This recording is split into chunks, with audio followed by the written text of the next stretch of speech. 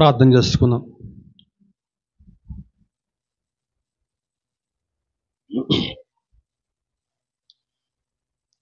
మహాపరిశుద్ధుడా, సర్వశక్తిమంతుడా, సర్వోన్నతుడా, సజీవుడా, సకల మంచి ఈవులకు కారణభూతుడా, నిత్య స్తోత్రార్హుడా, నీ పరిశుద్ధమైన పాదాలకి వందనములు వందనములు వందనములు నా ప్రభువా. నీ ఘనమైన నామమునకు తండ్రి వేలాదిగా వందనములు, స్తోత్రం నా ప్రభువా. గడిచిన సమయమంతా ప్రభు క్షేమకరంగా కాచి కాపాడారు నా ప్రభువా. చక్కని పాటలతోనైనా నేను స్తుతించుకున్నాం నా ప్రభువా, ఘనపరుచుకున్నాం, కీర్తించుకున్నాం ప్రభు. చక్కని ఆరాధన జరిపించుకున్నారు నా ప్రభువా. నీకే స్తుతులు, స్తోత్రం నాయన. ఈ యొక్క చక్కని శ్రేష్టమైన సమయంలోనైనా నీ యొక్క వాక్యం వినాలని మేమందరం తండ్రి మరి ఎదురు చూస్తూ ఉన్నాము నా ప్రభు దేవనైనా.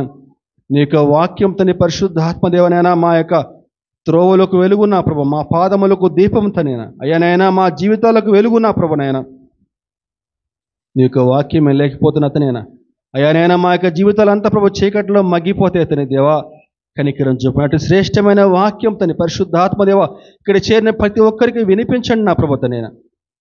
వినేటువంటి మంచి హృదయాన్ని, మంచి మనస్సును వరకు దయచేయండి నా దేవ తండ్రి. నిశ్చితమైన కొద్ది సమయం యొక్క శిలువ చాటును మరుగుపరిచి మీరు మాత్రమే స్తుతి ఘనత మహిమ పొందిన యేసుక్రీస్తు వారి అతి శ్రేష్టమైన నామమున మిక్కిలి వినయముగా వేడుకొనుచున్నాను తండ్రి, ఆమేన్.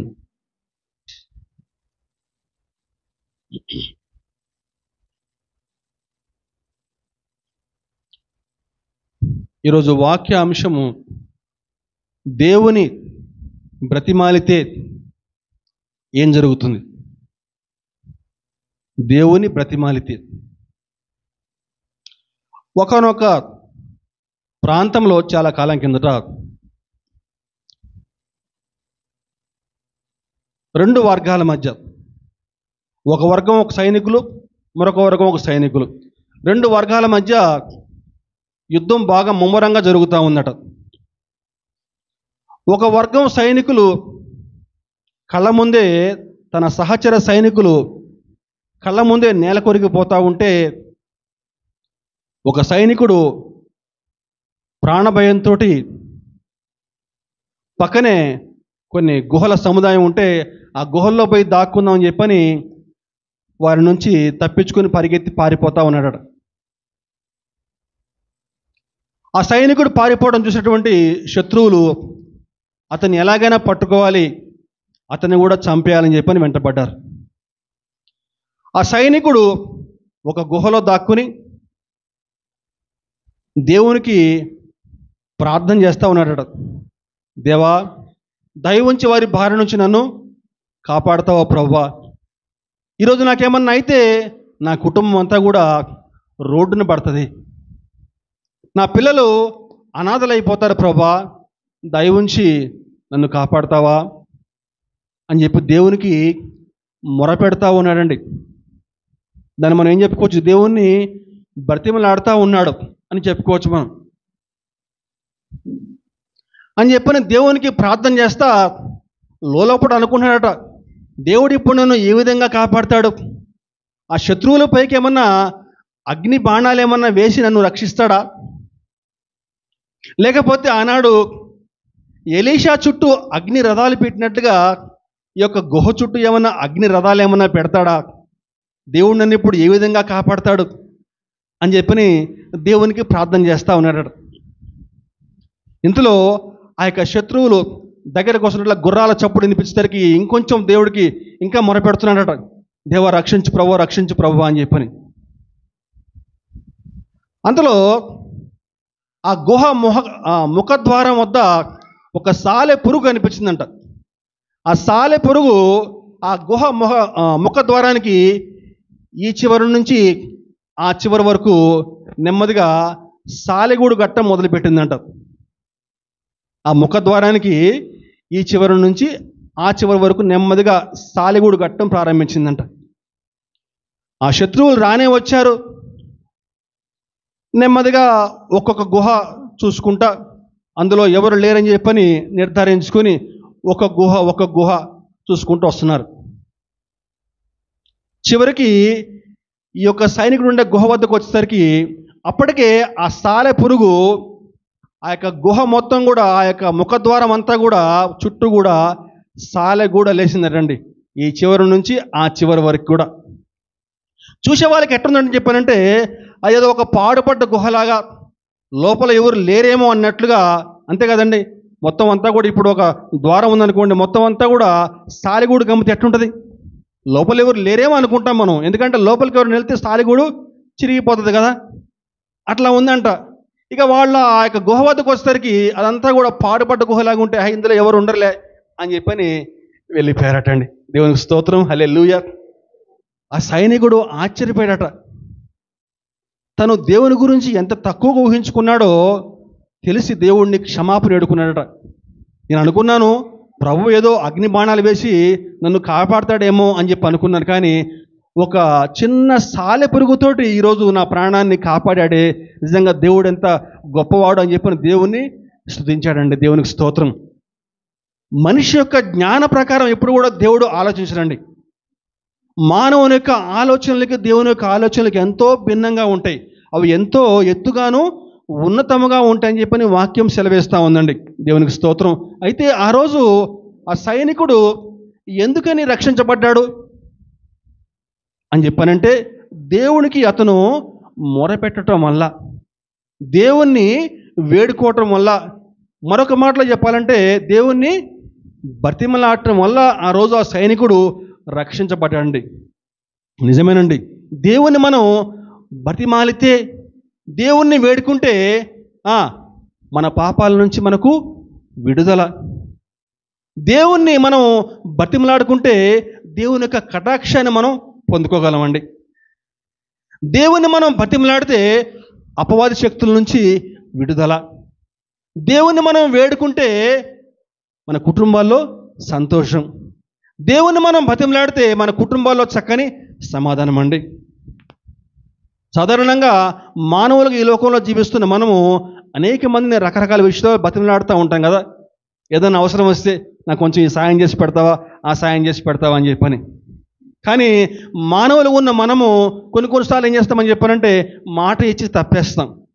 ఓకే చూద్దామని అని చెప్పానంటాం, చివరికి వచ్చేసరికి వీలు కాలేదు లేవనుకోవద్దు అని చెప్పని మనం మాట దాటేస్తూ ఉంటామండి. కానీ వాక్యం సెలవిస్తూ ఉంది, ఆయన మాట ఇచ్చేటప్పుడుకైనా ఏంటట నరుడు కాడు, మాట ఇచ్చేటప్పుడుకైనా నరుడు కాదు అని చెప్పని. తిమోతి పత్రికలో ఒక చక్కని మాట ఉందండి. మాట ఇచ్చేటప్పుడుకైనా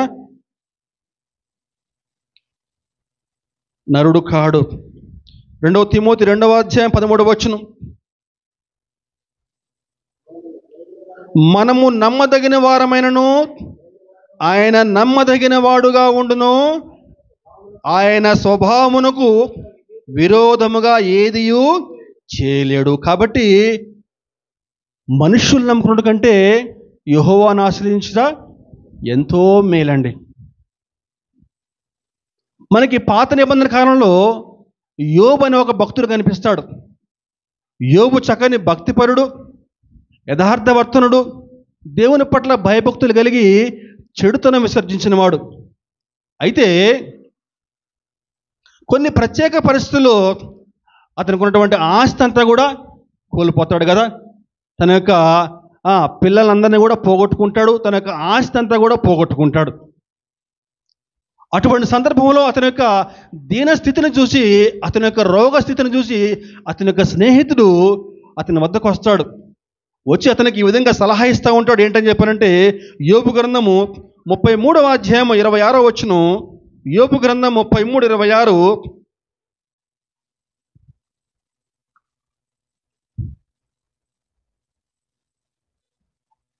వాడు దేవుని బ్రతిమాలుకుని ఎడల ఆయన వారిని కటాక్షించును, కావున వాడు ఆయన ముఖము చూచి సంతోషించును.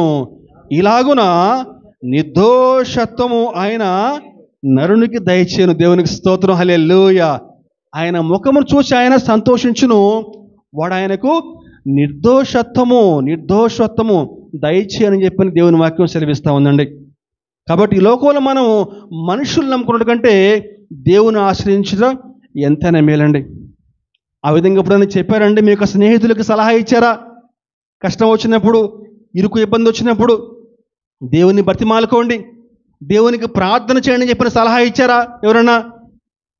సలహా ఇచ్చి ఉంటే దేవునికి స్తోత్రం. ఒకవేళ ఆ విధంగా ఎప్పుడు కూడా సలహా ఇవ్వకపోతే ఈ రోజు నుంచి సలహా ఇవ్వండి. కష్టంలో, ఇరుకులో, ఇబ్బందులో ఉన్నప్పుడు మనం వారి దగ్గరికి వీరి దగ్గరికి పోవడం కాదండి. నువ్వు మోకాళ్ళేసి దేవునికి ప్రార్థన చేస్తే దేవుడు తప్పకుండా నీ ప్రార్థన ఆలకిస్తాడు. నీకున్న ప్రతి సమస్య నుంచి ఆయన విడుదల దయచేవాడు. ఎందుకంటే ఆయనని సృష్టికర్త కాబట్టి. నీకున్న ప్రతి అవసరం, నీకున్న ప్రతి అక్కర ఆయనకి తెలుసు. నీకు ఏ విధంగా జవాబు దయచేయాలో ఆయనకి సమస్తము తెలుసండి. బైబిల్లో ఈ విధంగా దేవుని బ్రతిమాలుకోవడం ద్వారా గొప్ప గొప్ప మేళ్లు పొందుకున్నటువంటి వారు కొంతమంది ఉన్నారండి. ఈరోజు వారి నుంచి కొన్ని ఆత్మీయ పాఠాలు మనం నేర్చుకునే ప్రయత్నం చేద్దామండి. వారు ప్రభువుని ఏ విధంగా బ్రతిమాలుకున్నారు, వారు ఎట్టి మేళ్లు పొందుకున్నారో ఈరోజు మనం తెలుసుకుందాం. మొట్టమొదటిగా దేవుని వద్ద నుంచి మేళ్లు పొందుకున్నటువంటి యాకోబు గారు. యాకోబు ఆది కాండంలో మనకి యాకోబు గారు కనిపిస్తారు కదా. యాకోబు గారు ఎవరు కుమారుడమ్మా? అబ్రహాం కుమారుడా? అబ్రహాం కుమారుడమ్మా? ఎవరు కుమారుడు? ఇస్సాకు. ఎంతమంది? ఒకడే కదా కుమారుడు ఇస్సాక్కి? ఒకడేనా? ఎంతమంది కుమారులమ్మా ఇస్సాక్కి? ఇద్దరేనా? ఒకలా? ఎవరెవరమ్మా చెప్పాలి. ఇవన్నీ ఏబిసిడీలు అమ్మా, అందరికీ మనకు వచ్చి ఉండాలి ఫస్ట్ నుంచి కూడా. ఆది కాండం అంటే మనకి ఏబిసిడీలు లాగా అనమాట. అబ్రహాం గారి కుమారుడు ఇస్సాకు. ఇస్సాకు యొక్క కుమారులు, పెద్ద కుమారుడు ఏశావు, చిన్న కుమారుడు యాకోబు. యాకోబు అని చెప్పంటే అర్థము మోసగాడు. మోసగాడు. తన పేరుకు తగినట్లుగానే తన యొక్క అన్నను మోసగించాడు. చిక్కుడుకాయల కోరిచ్చి జ్యేష్ఠత్వాన్ని కొట్టేస్తాడు. ఆ తర్వాత అన్న వలె ఏం ధరిస్తాడండి? రోమములు కలిగిన వస్త్రములు ధరించి తండ్రిని కూడా మోసగిస్తాడు. అన్నకి రావాల్సిన దీవెనలు కొట్టేస్తాడు. ఆ విధంగా అన్నయ్యను మోసగిస్తాడు, తండ్రిని కూడా మోసగిస్తాడు. అన్నయ్య ఎక్కడ చంపేస్తాడో అని చెప్పేసి అక్కడి నుంచి పారిపోయి మామయ్య వద్దకు చేరతాడు. కానీ వాక్యం సెలవిస్తూ ఉంది, మనుష్యుడు ఏమి విత్తునో అదే కోయును. దేవుడు వెక్కిరించబడడు. మనుష్యుడు ఏమి విత్తునో అదే కోయును. దాని అర్థం ఏంటని చెప్పారంటే, నువ్వు ప్రేమ కనుక విత్తితే, ప్రేమ అనే విత్తనం కనుక నువ్వు విత్తితే ఆ ప్రేమ అనే ఫలాలను నువ్వు పొందుకుంటావు. నువ్వు ద్వేషం అనే విత్తనం విత్తితే నువ్వు తిరిగి మళ్ళా ద్వేషాన్నే పొందుకుంటావండి. నువ్వు ఒక వ్యక్తిని హత్య చేస్తే తిరిగి మళ్ళా ఆ యొక్క రక్తపాతం మళ్ళా నీకు తిరిగి వస్తుంది, నీ కుటుంబంలో అలాగే వస్తుందండి. నువ్వు ఏం విత్తితే అదే మళ్ళీ నీకు తిరిగి వస్తుంది. ఆ రోజు యాకోబు తన యొక్క అన్నయ్యను మోసగించాడు, తండ్రిని మోసగించాడు. ఆడికి వెళ్ళేసరికి మామయ్య చేతిలో మోసగించబడ్డాడు. 7 ఏళ్ళు కొలువనుకుంటే మామయ్య అల్లుడి కంటే ఇంకా ముదురు. మామయ్య చేతిలో మోసపోయి 14 ఏళ్ల పాటు కొలువు చేశాడు. 7 ఏళ్ల కొలువు కాస్త 14 ఏళ్ల కొలువు అయింది. మొత్తానికి 14 ఏళ్ల పాటు మామయ్య దగ్గర కొలువు చేసి మామయ్య యొక్క 2 పిల్లల్ని కూడా వివాహం చేసుకుంటాడు. 12 మంది కుమారులు, 12 మంది సంతానం కలుగుతారు. ఒక కుమార్తె, 11 మంది కుమారులు, మొత్తం 12 మంది సంతానం కలుగుతారు. అలా యాకోబు గారు మామయ్య వద్ద విస్తారమైన ఆస్తి పాస్తులు సంపాదించుకుంటాడు. బాగా ఆస్తి సంపాదన, పశు సంపద బాగా సంపాదించుకుంటాడు.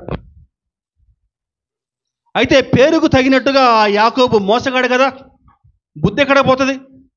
చెట్టు చివరికి పిల్లనిచ్చిన మామను కూడా మోసగించి ఒకరోజు మామయ్యకి చెప్ప పెట్టకుండా తన 2 భార్యలను తీసుకుని పిల్లలను తీసుకుని బయలుదేరతాడు తండ్రి వద్దకి.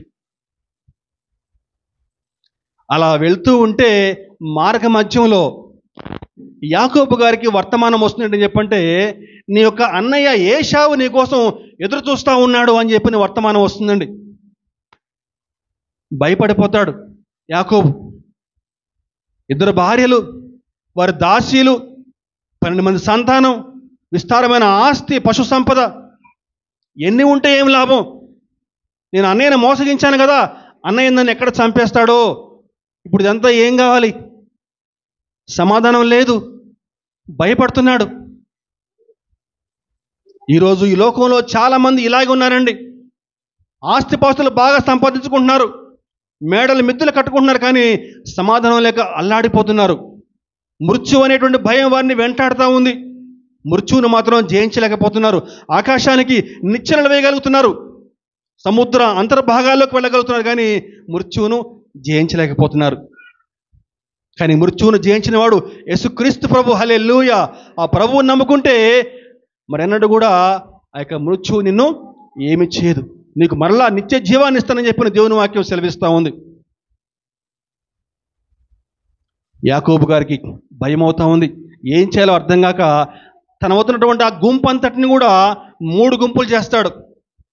3 గుంపులు చేసి మొట్టమొదటి గుంపును ముందు పంపిస్తాడు. మీరు వెళ్ళి ఏశావుకు నమస్కారం చేయండి, నా యజమానికి నమస్కారం చేయండి అని చెప్పని చెప్తాడు. మరలా ఇంకో గుంపు, ఎందుకంటే ఒక గుంపును ఏమైనా చంపేస్తే ఇంకో గుంపు ఉంటుంది కదా అని చెప్పి నేను ఆశ. అట్లా మొత్తం అంతని కూడా 3 గుంపులు చేసి చిట్ట చివరికి అందరినీ పంపివేసి ఒక్కడు మిగిలిపోతాడండి యాకోబు.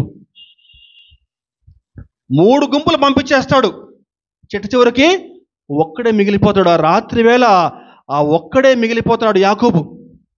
ఒక్కడే మిగిలి ఉన్నటువంటి ఆ సమయంలో ప్రభు అయిన యెహోవా యాకోబుతో మాట్లాడటానికి ఇష్టపడతా ఉన్నాడండి. దేవుని వాక్యం సెలవిస్తూ ఉంది. నాకు ఆదికాండము 32వ అధ్యాయం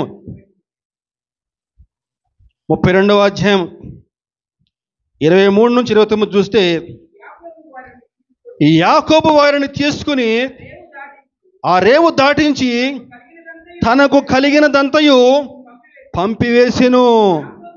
యాకోబు ఒక్కడు మిగిలిపోయెను. ఒక నరుడు తెల్లవారు వరకు అతనితో పెనుగులాడెను. దేవునికి స్తోత్రం. నరుడు అన్న స్థానంలో ప్రభువైన యెహోవాని పెట్టుకోవాలండి. నరుడు అన్న స్థానంలో ప్రభువైన యెహోవాని పెట్టుకోవాలి. ఎందుకని చెప్పానంటే ఆయన ప్రభు. కావాలంటే ఆయన ఎప్పుడైనా సరే తన యొక్క రూపాన్ని మార్చుకోగలడు. అయితే గమనించండి, ఇక్కడ ప్రభువు ఎవరితో మాట్లాడడానికి ఇష్టపడుతున్నాడండి? ఒక మోసగాడితో మాట్లాడడానికి ఇష్టపడుతున్నాడండి. గమనించండి జాగ్రత్తగా. యాకోబు తన యొక్క తండ్రిని మోసగించాడు, అన్నను మోసగించాడు, తన యొక్క మామయ్యను కూడా మోసగించాడండి. ఒక మోసగాడితో ప్రభువు అక్కడ ఇష్టపడుతున్నాడు మాట్లాడటానికి. మనం జాగ్రత్తగా గమనిస్తే దేవుని యొక్క కృప ఎంత అత్యున్నతమైనదో మనం గమనించాలండి. ఆయన ఈ లోకానికి వచ్చింది పరిశుద్ధుల కోసం కాదండి. ఆయన ఈ లోకానికి వచ్చింది నీతిమంతుల కోసం కాదు. ఆయన ఈ లోకానికి వచ్చింది పాపులను పరిశుద్ధులుగా మార్చడానికే. ఆనాడు ప్రభువు యాకోబుతోటి మాట్లాడటానికి ఇష్టపడుతున్నాడు, యాకోబును దీవించడానికి ఇష్టపడతా ఉన్నాడండి. అయితే వాక్యం సెలవిస్తూ ఉంది, ప్రభువు యాకోబుతోటి పోరాడాడు, కానీ యాకోబుకే విజయం వచ్చిందని చెప్పని వాక్యం సెలవిస్తూ ఉంది. ఆయన సర్వశక్తిమంతుడు కదా. ఆ సర్వశక్తిమంతుడు ఒక మానవునితోటి పోరాటం ఏంటి? అక్కడ దేవుడు ఓడిపోవటం ఏంటి? మానవుడు జయం పొందడం ఏంటి? ఏముందండి వాక్యంలో? అక్కడ మనకి హోషేయ గ్రంథం చూస్తే, హోషేయ గ్రంథం 12వ అధ్యాయము 3-4 చూస్తే, హోషేయ 3:4, 12వ అధ్యాయం 3:4, హోషేయ గ్రంథము 12వ అధ్యాయం 3:4. తల్లి గర్భమందు యాకోబు తన సహోదరుని మడిమను పట్టుకొనును, మగసిరి కలవాడై అతను దేవునితో పోరాడెను. అతడు దూతతో పోరాడి జయమొందెను. అతడు కన్నీరు విడిచి అతని బతిమాలెను. బేతేలులో ఆయన అతనికి ప్రత్యక్షమాయెను. అక్కడ ఆయన మనతో మాట్లాడెను. ఏముందని అక్కడ? అతడు కన్నీరు విడిచి అతని బ్రతిమాలెనని చెప్పి ఉంటుందండి వాక్యంలో. ఇక్కడ మనకి 3 వచనాలు చూసుకోవచ్చు. అక్కడ తల్లి గర్భమందు యాకోబు తన సహోదరుని మడిమను పట్టుకొనును, మగసిరి కలవాడే అతడు దేవునితో పోరాడెను. అతడు దూతతో పోరాడి జయముందెను. అతడు కన్నీరు విడిచి అతని బ్రతిమాలెను. దూతతో పోరాడి జయముందనని చెప్పి ఉంటుందండి. ప్రభు సర్వశక్తిమంతుడు కదా, ఆయన సర్వోన్నతుడు కదండి. సర్వోన్నతుడైన దేవుడు ఓడిపోవటం ఏంటి? ఒక మానవుడు గెలుపొందడం ఏంటి? ఎప్పుడన్నా ఈ అనుమానం మీకు ఎప్పుడన్నా వచ్చిందండి? ఆయన సర్వశక్తిమంతుడు కదా, ఆయన ఒక మానవునితో పోరాటం ఏంటి? మానవుడు గెలుపొందడం ఏంటి? ప్రభు ఓడిపోవటం ఏంటి? జాగ్రత్తగా గమనిస్తే అక్కడ ప్రభు యాకోబుని బలపరుస్తూ ఉన్నాడండి. కారణం ఏంటని చెప్పానంటే, యాకోబు భయపడుతున్నాడు తన యొక్క అన్నయ్య ఎక్కడ చంపేస్తాడు అని చెప్పని.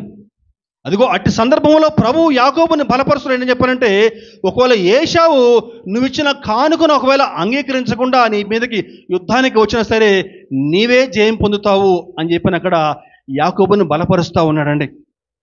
దేవుని యొక్క కృప ఎంత అత్యున్నతమైనదో మనం జాగ్రత్తగా అర్థం చేసుకోవాలండి. దేవునికి స్తోత్రం. అదిగో అట్టి సందర్భంలో ప్రభువైన యెహోవా యాకోబుని ఒక్క దెబ్బ కొట్టి కుంటివాణి చేస్తాడు. తొడగూడు వసిలిపోతుంది. అదిగో ఆ సందర్భంలో యాకోబు గుర్తుపడతాడు, అయ్యో వచ్చింది దేవుడు అని చెప్పేసి. ఆయన దేవుడు అని చెప్పని గుర్తిరిగి, నువ్వు నన్ను దీవించితే కానీ నేను నిన్ను పోనివ్వను అని చెప్పని గట్టిగా పట్టుకుంటాడు దేవుణ్ణి. కన్నీరు కారుస్తూ బ్రతిమాలేనని చెప్పి ఉంటుందండి. మనం జాగ్రత్తగా మనం గమనించగలిగితే ఆయన దేనికోసం బతులాడుతున్నాడు? నువ్వు నన్ను ఆశీర్వదిస్తేనే కానీ నిన్ను వదిలిపెట్టను అంటున్నాడండి. ఇంకా ఏం ఆశీర్వాదం కావాలండి? 2 భార్యలు ఉన్నారు, 12 మంది కుమారులు ఉన్నారు, విస్తారమైన ఆస్తి, పశు సంపద. ఇంకా ఏం దీవెన కావాలి? ఇంకా ఏం ఆశీర్వాదం కావాలి? ఏమంటున్నాడు యాకోబు? నువ్వు నన్ను దీవిస్తేనే కానీ, నువ్వు నన్ను ఆశీర్వదిస్తేనే కానీ నిన్ను వదిలిపెట్టును అని చెప్తున్నాడండి. ప్రియ సహోదరుడ సహోదరి, సామెతల గ్రంథంలో ఒక చక్కని మాట ఉందండి, చూద్దాం. సామెతలు 10వ అధ్యాయం 22వ వచనం. సామెతలు 10:22.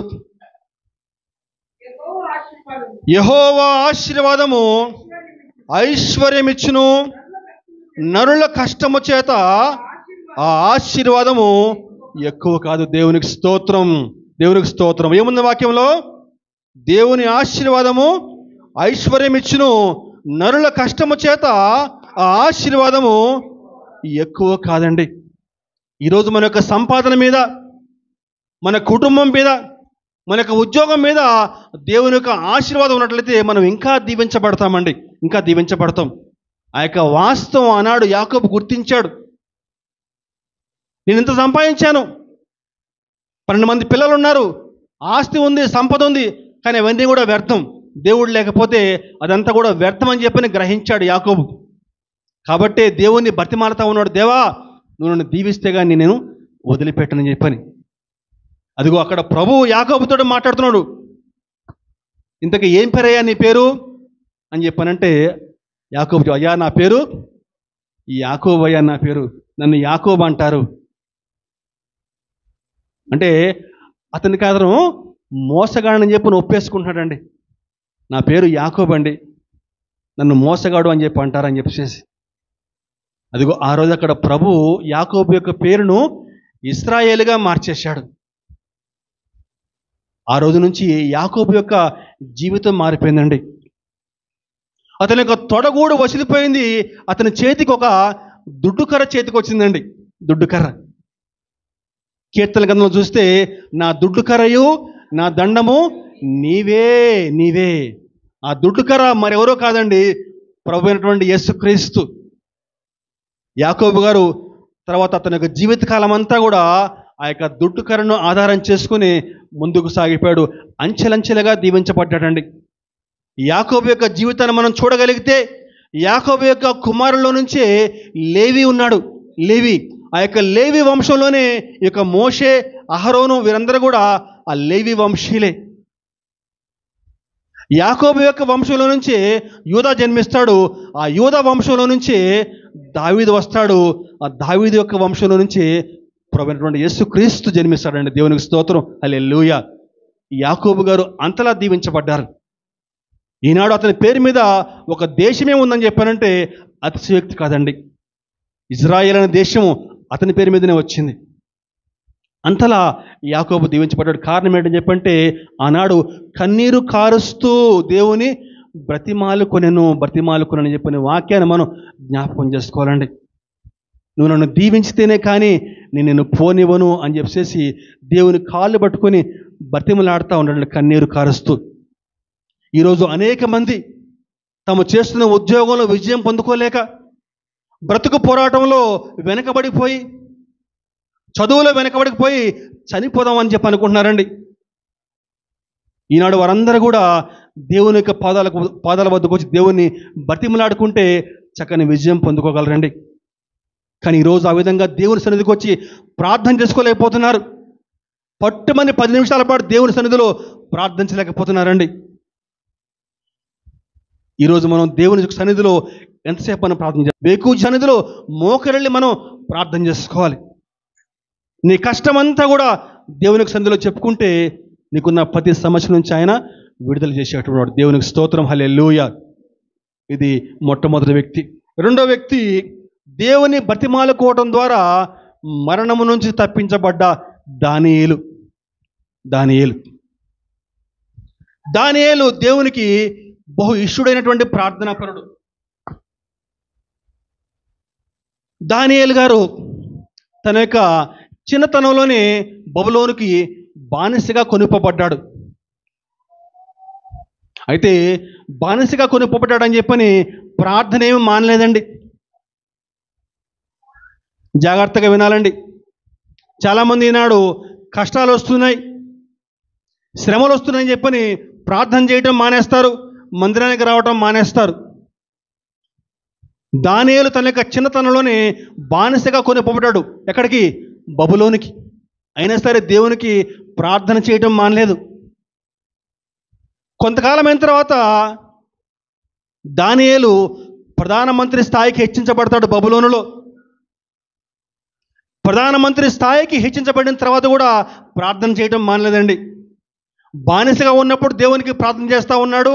ప్రధానమంత్రి స్థాయిలో కూడా అదేవిధంగా దేవునికి ప్రార్థన చేస్తూ ఉన్నాడు. ఎన్నిసార్లు? రోజుకి రోజుకి 3 సార్లు దేవునికి ప్రార్థన చేసేవాడండి. ప్రార్థన అనేది మన జీవితంలో ఎంత ప్రాముఖ్యమైనదో అర్థం చేసుకోవాలి.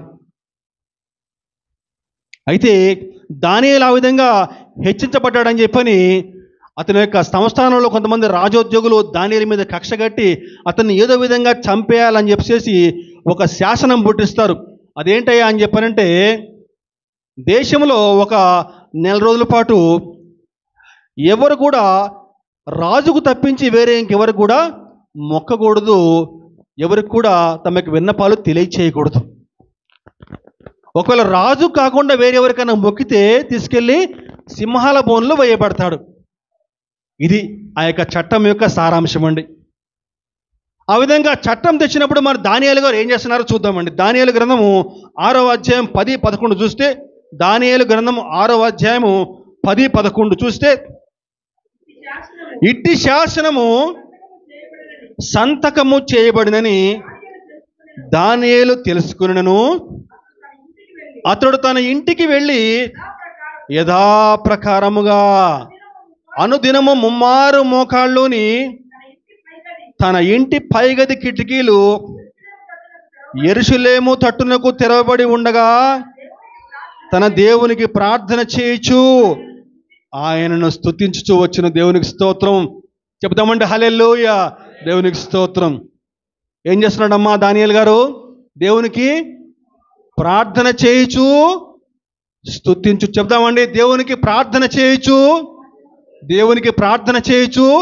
స్తుతించుచు వచ్చెను. ఇట్టి శాసనము సంతకము చేయబడినని ఆ విధంగా శాసనం చేశారు. రాజుకు తప్పించి వేరెవరికైనా మొక్కితే తీసుకెళ్ళి సింహాల బోన్లో వేయబడతారు. ఆ శాసనము సంతకం చేయబడింది. అట్టి శాసనము సంతకం చేయబడిన సరే దానియేలు గారు ఏమాత్రం కూడా పట్టించుకోకుండా యథాప్రకారముగా యెరూషలేము తట్టు తన యొక్క గది కిటికీలు తెరవబడి ఉండగా దేవునికి ప్రార్థన చేయించు ఉన్నాడండి. ఆ విధంగా దేవునికి ప్రార్థన చేస్తూ ఉంటే తీసుకెళ్ళి రాజుకు చెప్తారు. కానీ రాజుగారికి దానియేలు అంటే ఇష్టం. ఏదో విధంగా దానియేలును తప్పించాలని చెప్పి చాలా ప్రయత్నాలు చేస్తాడు. కానీ ఉద్యోగస్తులు ఒప్పుకోలే. మొత్తానికి దానియేలు తీసుకెళ్ళి సింహాల బోన్లో వేయబడ్డాడండి. కానీ ప్రభువుని నమ్ముకుంటే ప్రభు ఎప్పుడు కూడా చేయి విడిచేవాడు కాదండి. సింహాలకు ఆ రోజు ఫాస్టింగ్ ప్రేయర్. సింహాలు దానియేలుని ఏమీ చేయలేదు. సింహాలు ఆ రోజు కూడబలుక్కుని ఏం చేసినాయండి? ఫాస్టింగ్ ప్రేయర్ చేసినాడు సింహాలు ఆ రోజు. దేవునికి స్తోత్రం, హల్లెలూయా. తెల్లవారింది, రాజుగారు వచ్చారు. సింహాల బోను వద్దకు వచ్చి దానియేలు గ్రంథం 6వ అధ్యాయము 20, 21, 22. అతడు గుహ దగ్గరికి రాగానే దుఃఖ స్వరముతో దానియేలుని పిలిచి, జీవము గల దేవుని సేవకుడైన దానియేలు, నిత్యము నీవు సేవించునని దేవుడు రక్షింపగలిగినా అని అతన్ని అడిగాను. అందుకు దానియేలు, రాజు చిరకాలము జీవించునుగాక, నేను నా దేవుని దృష్టికి కనబడితిని కనుక ఆయన తన దూతను పంపించి సింహములు నాకు ఏ హాని చేయకుండా వాడి నోళ్లు మూయించును. హల్లెలూయా, దేవునికి స్తోత్రం. యథార్థంగా జరిగిన సంఘటన అండి. బైబిల్లో ఉన్న ప్రతి సంఘటన కూడా కట్టుకథ కాదండి, యథార్థమైన సంఘటన అండి. దేవుని దృష్టికి నేను యథార్థంగా కనిపించాను, నా ప్రార్థన యథార్థంగా కనిపించింది. కాబట్టి దేవుడు తన యొక్క దూతను పంపించి సింహముల యొక్క నోళ్లు మూయించాడు ప్రభువా. దానియేలు జవాబిస్తున్నాడండి. నీ ప్రార్థన యథార్థంగా ఉంటే, నువ్వు దేవునికి యథార్థంగా జీవిస్తూ ఉంటే, దేవునికి యథార్థంగా నువ్వు ప్రార్థన చేయగలిగితే నీకు విరోధముగా రూపొందించబడిన ఏ ఆయుధము కూడా వర్ధిల్లదండి. దేవునికి స్తోత్రం, హల్లెలూయా. ఆ రోజు దానియేలు గారు ఆ విధంగా రక్షించబడ్డారు. కారణము దేవుణ్ణి బతిమాలుకోవటం వల్ల. దేవుణ్ణి బతిమాలుకోవటం వల్ల దీవించబడ్డటువంటి యాకోబు అంచెలంచెలుగా దీవించబడ్డాడు. దేవుణ్ణి బతిమాలుకోవటం ద్వారా తనకు ప్రాణము రక్షించబడ్డ దానియేలు. ఇద్దరు వ్యక్తులను చూసామండి. మూడవ అంశానికి వస్తే, యేసయ్యను బతిమాలుకున్న దయ్యాలు. ఇది మూడవ అంశం అండి. మనుషులే కాదు, దయ్యాలు కూడా యేసయ్యను బతిమాలుకుంటున్నాయటండి. చూద్దాం. యేసు ప్రభు తన పరిచర్యలో భాగంగా ఒకరోజు గెరాసేనుల దేశానికి వెళ్తాడు.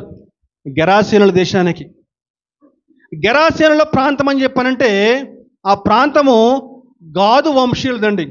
గాదు వంశీయులది. గాదు అని చెప్పానంటే మరెవరో కాదు, మనం చెప్పుకున్నాం కదా, యాకోబు గారు. ఆ యాకోబు గారికి 12 మంది సంతానం కదా, ఆ సంతానంలో ఒక వ్యక్తి పేరే గాదు. ఆ గాదు వంశీయులదండి గెరాసేనుల దేశం. కాకపోతే ఆ గాదు వంశీయులు దేవుని నుంచి దూరంగా వెళ్ళిపోయారు, ప్రార్థనకు దూరంగా వెళ్ళిపోయారు, అపవిత్ర కార్యకలాపాల్లో పాలు పంపులు చేసుకుంటున్నారండి. నిజమైన దేవుణ్ణి అనుసరించకుండా, నిజమైన దేవుణ్ణి ఆరాధించకుండా వ్యర్థమైన వాటిని సేవిస్తూ ఉన్నారు. ఎవరైతే నిజమైనటువంటి దేవుణ్ణి ఆరాధించకుండా, దేవునికి ప్రార్థన చేయకుండా ఎవరైతే జీవిస్తూ ఉంటారో ఖచ్చితంగా అక్కడ అపవిత్రాత్మలు ఉంటాయి. అందులో ఏమాత్రం కూడా అనుమానం లేదు.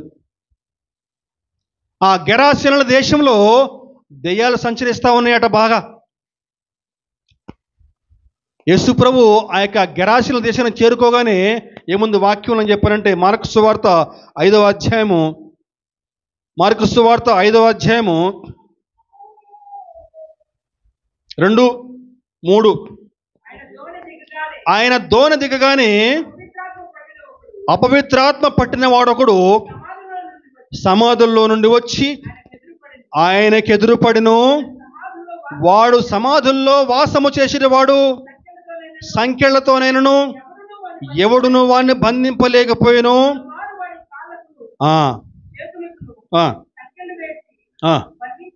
బంధించును,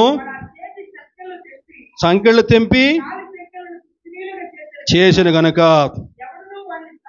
సాధుపరచనలోకి వాడు ఎల్లప్పుడూ రాత్రింబగళ్ళు సమాధుల్లోనూ కొండలలోనూ కేకలు వేచు తను తాను రాళ్లతో గాయపరుచుకొని చుండెను. చాలండి. ఆ దేశం అంతా కూడా అపవిత్ర ఆత్మలండి, దెయ్యాలతో నిండిపోయింది. ఆ దేశం అంతా కూడా గెరాసీనుల దేశం.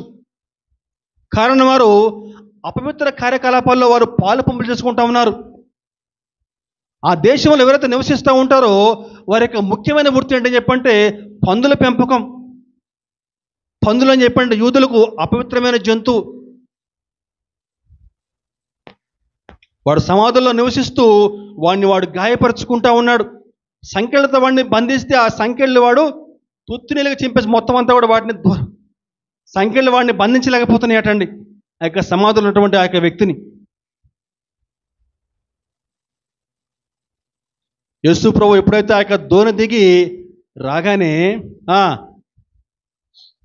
దెయ్యాలు యేసు ప్రభుని గుర్తుపట్టేసినాయి. ఏమంటున్నాయండి?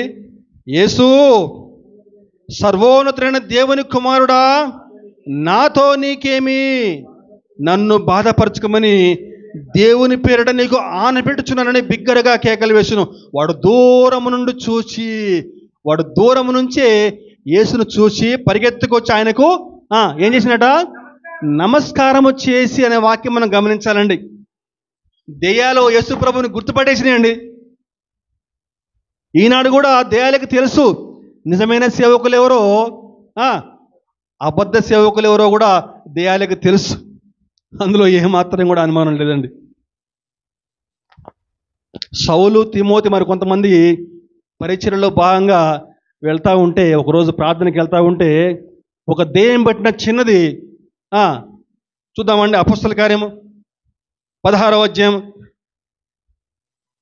చదువుదాం అందరం కలిసి. అపొస్తల కార్యం 16వ అధ్యాయం 16-17. మేము ప్రార్థనా స్థలమునకు వెళ్ళుచుండగా పూతోను అని దెయ్యం పట్టినది సోద చెప్పుడు చేత తన యజమానులకు బహులాభము సంపాదించుకున్న ఎదురుగా వచ్చును. ఆమె పౌలును మమ్మును వెంబడించిన ఈ మనుష్యులు సర్వోన్నతుడైన దేవుని దాసులు, వీరు మీకు రక్షణ మార్గం ప్రచురించే వారే ఉన్నారని కేకలు వేసి చెప్పాను. గుర్తుపట్టేసిందండి. అక్కడ కూడా దెయ్యం గుర్తుపట్టేసింది. వీరు సర్వోన్నతుడైన దేవుని దాసులు, వీరు మీకు రక్షణ మార్గం ప్రచురిస్తారు అని చెప్పని ఆ దెయ్యం కేకలు వేస్తూ ఉందండి. అప్పుడు పౌలు ఆ దయ్యాన్ని గద్దించగానే దెయ్యం ఆ చిన్నదాన్ని వదిలిపెట్టి వెళ్ళిపోయింది. ఇక్కడ కూడా యేసు ప్రభువుని చూడగానే దూరం నుంచే గుర్తుపట్టాడు వాడు. సర్వోన్నతుడైన దేవుని కుమారుడా, నాతో నీకేమి, మాతో మీకేమని చెప్పని గట్టిగా కేకలు వేస్తూ ఉన్నాడు. అప్పుడు యేసు ప్రభు గట్టిగా వాడిని గద్దించగానే అపవిత్రాత్మ ఆ వ్యక్తిని వదిలిపెట్టి వెళ్ళిపోమని చెప్పగానే అక్కడ దెయ్యాలు యేసు ప్రభుని బతిమాలుకుంటున్నాయట. అయ్యా, మమ్మల్ని ఈ దేశంలోనే ఉండనివ్వు, మమ్మల్ని ఎక్కడ కూడా పంపించొద్దు అని చెప్పిన దెయ్యాలు యేసు ప్రభుని బతిమాలుకుంటా ఉన్నాయట. ఆ దేశం అంటే పాపం ఆ దెయ్యాలకి ఎంత ఇష్టమో మరి, అక్కడే ఉండాలని చెప్పి అనుకుంటా ఉన్నాయి దెయ్యాలు. ఈ దేశం నుంచి మమ్మల్ని పంపించొద్దు అని చెప్పని వేడుకుంటా ఉన్నాయి. ఇంకా ఏ వేడుకుంటున్నాయి చెప్పానంటే, పక్కనే గొప్ప పందుల సమూహం అక్కడ మేత మేస్తూ ఉంటే దయవుంచి ఆ యొక్క పందుల్లోకి మమ్మల్ని పంపించమని చెప్పని ఆ దెయ్యాలు బతిమలాడుకుంటా ఉంటే ప్రభు వాటికి ఆజ్ఞ ఇవ్వగానే ఆ దెయ్యాలు ఆ యొక్క వ్యక్తిని వదిలేసేసి ఆ పందుల సమూహంలోకి పడిపోతాయండి. ఎప్పుడైతే ఆ దెయ్యాలు ఆ వ్యక్తిని వదిలేసేసి ఆ పందుల్లో ప్రవేశించగానే అప్పటిదాకా చక్కగా మేత మేస్తా ఉన్న పందులు అన్నీ కూడా గుంపుగా వెళ్ళి సముద్రంలో పడిపోయినాడు. ఎందుకంటే ఆ దెయ్యాలు పట్టేసినాయి కదా ఆ పందుల్ని. పరిగెత్తుకుంటా పోయి సముద్రంలో పడి చనిపోయినట్టండి. జరిగిందంతా కూడా ఆ పందుల యజమాని చూసి భయపడిపోయాడట. ఇప్పుడు దాకా చక్కగా మేత మేస్తా ఉన్నాయి, ఏమైంది వీటికి అని చెప్పేసి వాకప్ చేస్తే అక్కడ అంతవరకు అపవిత్రాత్మ పట్టేటువంటి వాడు స్వస్థ చిత్తుడై అని ఉంటుంది వాక్యంలో. స్వస్థ చిత్తుడై యేసు ప్రభు యొక్క పాదాల వద్ద కూర్చుని, చూద్దాం వాక్యం మార్కు సువార్త 5వ అధ్యాయం వచనం చూద్దామండి. మార్కు సువార్త 5వ అధ్యాయము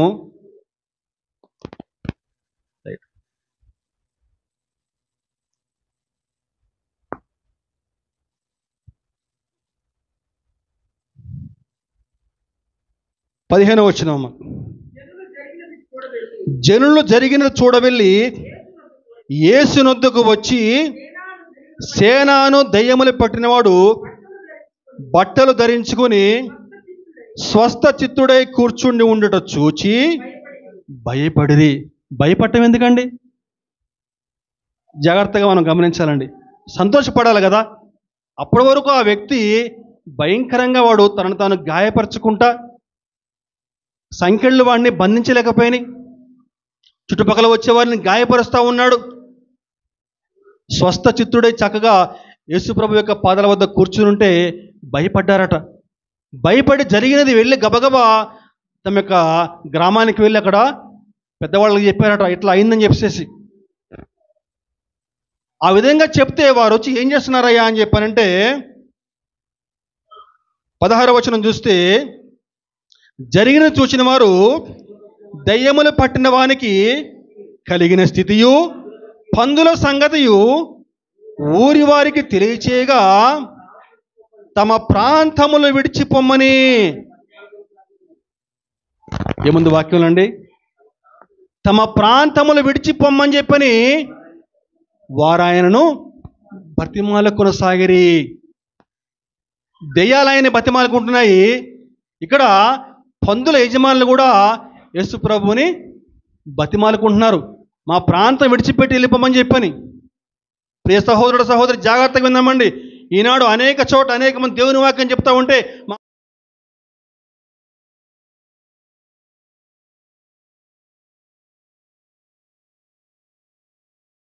ఎందుకు చెప్తున్నారు ఇక్కడ వాక్యం, దేవుని యొక్క వాక్యం, వెళ్ళిపోండి ఇక్కడ నుంచి అని చెప్పని చెప్తున్నారండి. ఈ యొక్క సందర్భాన్ని ప్రస్తుత సందర్భంతో మనం పోల్చి చూసుకుందామండి. ఆ ప్రాంతం వదిలిపెట్టి వెళ్ళిపోండి అని చెప్పని ప్రభువుని బతిమాలుకుంటున్నారు. కొంతమంది వ్యక్తులకి తాము ఉంటున్నటువంటి పాపంలో ఉంటమే వారికి ఇష్టం అండి. ఆ పాపం నుంచి బయటకు రావాలంటే వారికి ఏమాత్రం కూడా ఇష్టం ఉండదు. ఆదికాండం ఒక్కసారి మనం జ్ఞాపకం చేసుకుందామండి. సొదొమ గొమొర్రా ప్రాంతం అంతా కూడా పాపంతో నిండి ఉందని చెప్పేసి ప్రభువు లోతుకు చెప్తాడు. లోతు, సొదొమ గొమొర్రా ప్రాంతం అంతా, ఈ ప్రాంతం అంతా కూడా పాపంతో నిండి ఉంది కాబట్టి నువ్వు నీ భార్యను, కుమార్తెలను, అల్లులను తీసుకుని ఈ ప్రాంతం వదిలిపెట్టి వెళ్ళిపో అని చెప్పారంటే, సంగతి అల్లులకు చెప్తే అల్లులు ఏం చేశారండి? ఎగతాళి చేశారట లోతుని. పిచ్చోడు లాగున్నావు, ఏం చెప్తున్నావు అని చెప్పని అల్లుళ్ళు అతన్ని ఎగతాళి చేశారట. చివరికి ఎంత చెప్పినా సరే వినిపించుకోలేదు. పొద్దుట లేచి లోతు తన భార్యను, 2 కుమార్తెలను తీసుకుని ఆ ప్రాంతం వదిలిపెట్టి వెళ్ళిపోతూ ఉన్నారు. సొదొమ గొమొర్రా మీద అగ్ని గంధక వర్షం కురియబడిందండి. సొదొమ గొమొర్రా ప్రాంతం అంతా కూడా నాశనం అయిపోయింది. ఇప్పటికి కూడా సొదొమ గొమొర్రా ప్రాంతం అక్కడ ఒక చిన్న మొక్క కూడా మొలవదండి. అక్కడంతా కూడా అగ్ని గంధకాలు. ఎంతోమంది సైంటిస్టులు వెళ్ళారు, పరీక్షలు చేశారు. నిజమే, ఇదంతా కూడా అగ్ని గంధకాలతో నిండి ఉందని చెప్పేసి వాస్తవం. దూరంగా వెళ్తే లోతు భార్య యొక్క సమాధి, ఇక్కడ ఉప్పు స్తంభం కూడా మనకు అక్కడ కనిపిస్తుందండి. బైబిల్ అంతా కూడా వాస్తవం, కట్టుకథ కాదండి. వారు తమ పాపంలో ఉండటానికి వారు ఇష్టపడ్డారు. ఆ రోజు లోతు యొక్క అల్లుళ్ళు ఆ ప్రాంతం వదిలిపెట్టి రావడానికి ఇష్టపడలేదు. ఇదిగో ఈనాడు ఈ పందుల యజమానులు కూడా యేసు ప్రభుని తమ ప్రాంతం వదిలిపెట్టి వెళ్ళిపోమని చెప్తున్నారు. బుద్ధి జ్ఞానములు, సర్వ సంపదలు ఆయనలోనే గుప్తమేమని చెప్పని వాక్యం చాలామంది అర్థం చేసుకోలేకపోతున్నారండి. దేవుని యొక్క సన్నిధిలో బుద్ధి జ్ఞానములు ఉన్నాయట, సర్వ సంపదలు కూడా ఆయన యందే గుప్తమై ఉన్నవండి. దేవుని సన్నిధిని ఆశ్రయిస్తే మనకి సర్వ సంపదలు కూడా ఆయన తన యొక్క చిత్తము చొప్పున దయచేస్తాడు. దేవునికి స్తోత్రం, హల్లెలూయా. మొట్టమొదటిగా ప్రభువుని బతిమాలుకున్నటువంటి యాకోబు అంచెలంచెలుగా దీవించబడ్డాడు. దేవుని బతిమాలుకుని మరణము నుంచి తప్పించబడ్డ దానియేలు, అలాగే ప్రభువుని బతిమాలుకున్న దెయ్యాలు అలాగే ప్రభుని బతిమాలుకున్నటువంటి పందుల యజమానులు కూడా. చిట్ట చివరగా చూస్తే ప్రభువుని బతిమాలుకున్నటువంటి దేహాల నుంచి ఎవరైతే విడుదల పొందుకున్నాడో ఆ వ్యక్తి కూడా దేవుని బతిమాలుకున్నాడు. చూద్దాం అది కూడా. మార్కు సువార్త 5వ అధ్యాయం 18వ వచనం. 5:18. ఆయన దోణి ఎక్కినప్పుడు దెయ్యములు పట్టినవాడు ఆయనను చాలమ్మా. ఆయన దోణి ఎక్కినప్పుడు దెయ్యములు పట్టినవాడు ఆయన యొద్ద తన్ను ఉండనిమ్మని ఆయనను బతిమాలుకొనెను. ఎందుకని చెప్పంటే వాడు ఇప్పుడు దయ్యాలు పట్టినవాడు కాదు. వాడు మారు మనసు పొందుకున్నాడు. వాడికి స్వస్థత వచ్చింది, వాడికి ఆరోగ్యం వచ్చింది. వాడు ఆరోగ్యం పొందుకున్న తర్వాత, మారు మనసు పొందుకున్న తర్వాత తిరిగి మళ్ళా ఆ పాపం ఎందుకు ఉంటాడు? వాడు సమస్య లేదు. వాడు చక్కని ఆరోగ్యం పొందుకున్న తర్వాత నేను దేవుని యొక్క పాదాల వద్దే ఉండాలి, నేను దేవుని యొక్క సేవలోనే ముందుకెళ్ళాలని చెప్పని వాడు ఆశపడతా ఉన్నాడండి. దేవునికి స్తోత్రం. ఈరోజు వాస్తవం అండి, రక్షణ పొందుకున్నవారు, మారు మనసు పొందుకున్నవారు ఆదివారం పూట లోకంలో తిరగాలంటే ఇష్టపడరండి. మారు మనసు పొందుకున్నవారు ఆదివారం పూట దేవుని యొక్క సన్నిధిలో దేవుని యొక్క వాక్యం వినాలని చెప్పని ఆశపడతారు. దేవుని యొక్క వాక్యం విని ఆనందించాలి, దేవుని స్తుతించాలి, దేవుణ్ణి ఆరాధించాలని చెప్పని ఆశపడతారండి. కానీ ఈనాడు కొంతమంది మారు మనసు పొందుకున్నామని చెప్తారు, పుట్టు క్రైస్తవులని చెప్తారు, కానీ అపవిత్ర కార్యకలాపాల్లో పాలు పంపులు చేసుకుంటూ ఉన్నారండి. ఒక్కసారి మీ యొక్క వ్యక్తిగత జీవితం ఏ విధంగా ఉందో ఒక్కసారి మనల్ని మనం పరిశీలన చేసుకుందామండి. మారు మనసు పొందుకున్నారా? రక్షణ పొందుకున్నారా? ఆ రక్షణకు తగిన జీవితం జీవించగలుగుతున్నారా? ఈరోజు మనకు ఆత్మీయ జీవితం ఏ విధంగా కొనసాగుతూ ఉంది? మీరు ఎవరితో స్నేహం చేస్తూ ఉన్నారు? మీ స్నేహితులు ఎవరు? వారితో మీరు ఏం మాట్లాడుకుంటూ ఉన్నారు? ఫేస్బుక్లో కొంతమంది తెలియని వ్యక్తులతోటి అసభ్యకరంగా చాటింగ్ చేస్తూ ఉంటారు. ప్రియ సహోదరుడు సహోదరి, పరిశుద్ధాత్ముడు అన్నీ కూడా చూస్తూ ఉంటాడు. ఆయన ఎంతో దుఃఖపడతాడండి. ఈరోజు మనం ఎవరితో మాట్లాడుతూ ఉన్నాం? ఏం మాట్లాడుతూ ఉన్నాం? మన స్నేహితులు ఎవరు? రక్షణ పొందుకున్న నీవు ఆత్మీయులతోనే సహవాసం చేయాలి, వారితోటే మాట్లాడాలి. లోకస్తులతో యొక్క సంబంధాలు నెమ్మదిగా తెంచేసుకోవాలి. దేవునికి స్తోత్రం, హల్లెలూయా. మనకి చరిత్రలో అగస్టిన్ అని చెప్పిన ఒక భక్తుడు కనిపిస్తాడండి. అగస్టిన్ తెలుసండి ఎవరికన్నా? అగస్టిన్. ఈ అగస్టిన్ అనే భక్తుడు మారు మనసు పొందకముందు ఒక స్త్రీతోటి శారీరక సంబంధం పెట్టుకున్నాడు. భయంకరమైన పాపంలో జీవించేవాడు. అతని యొక్క తల్లి అగస్టిన్ యొక్క రక్షణ కోసం ఎంతగానో ప్రార్థించిందంట. ప్రభువా, నా కుమారుని రక్షించు ప్రభువా, నా కుమారుని నా పాపం నుంచి విడిపించు ప్రభువా అని చెప్పని ఎంతగానో వేడుకుందంట. చిట్ట చివరికి అగస్టిన్ ఒకనాడు ఆ పాపం నుంచి విడిపించబడ్డాడు. అగస్టిన్ ఆ పాపం నుంచి విడిపించబడ్డాడు, మారు మనసు పొందుకున్నాడు, బాప్తిసం తీసుకున్నాడు. అయితే రక్షణ పొందుకున్న తర్వాత ఒకనాడు అగస్టిన్ రోడ్డు మీద వెళ్తా ఉంటే ఆ స్త్రీ అగస్టిన్ చూసి, అగస్టిన్, నన్ను గుర్తుపట్టలేదు నువ్వు? ఏం కనిపించట్లే ఈ మధ్యలో అని చెప్పి అగస్టిన్ పలకరించిందంట. అప్పుడు అగస్టిన్ ఆ స్త్రీ చూసి అన్నాడట, ఇదిగో నువ్వే, కానీ నేను ఆ అగస్టిన్ కాదు అని చెప్పన్నాడండి. దేవునికి స్తోత్రం. ఏమన్నాడండి? నువ్వే కావచ్చు, కానీ నేను ఆ అగస్టిన్ కాదు. అగస్టిన్ ఏనాడో చచ్చిపోయాడు. మారు మనసు పొందుకున్నాను. మారు మనసుకు తగిన ఫలాలు జీవించాలండి. ఆ విధంగా జీవితం మనం జీవించగలగాలి. రక్షణ పొందుకున్నాము, మారు మనసు పొందుకున్నాము, ప్రతి ఆదివారం కూడా మందిరానికి వస్తున్నాము, దేవుని యొక్క వాక్యం వింటా ఉన్నాం. వాక్య ప్రకారం మనం జీవించగలుగుతున్నామా? ఆనాడు ఆ వ్యక్తి మారు మనసు పొందుకున్నాడు, అపవిత్రాత్మ నుంచి విడుదల పొందుకున్నాడు. విడుదల పొందుకున్న తర్వాత ఇంకా బయట ఉండడానికి ఇష్టపడట్లే. నేను దేవుని వద్దనే ఉండాలి, ఆయన పాదాల వద్దనే నేను సేవలో ముందుకు సాగాలని చెప్పి ఇష్టపడ్డాడండి.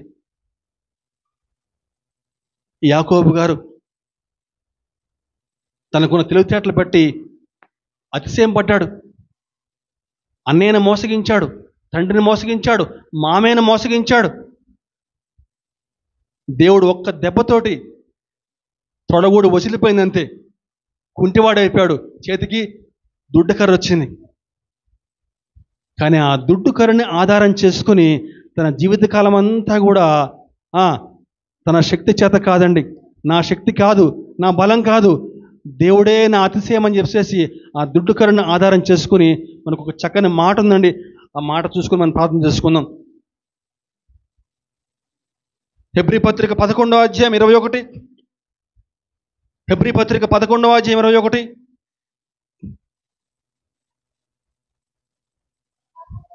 విశ్వాసమును బట్టి యాకోబు అవసాన కాలమందు యోసేపు కుమారులలో ఒక్కొక్కని ఆశీర్వదించి తన చేతి కర్ర మొదల మీద ఆనుకుని, జాగ్రత్తగా గమనించాలండి, ఆ చేతి కర్ర అనేది అక్కడ హెబ్రీ పత్రికలో పౌలు గారు నమోదు చేశారండి.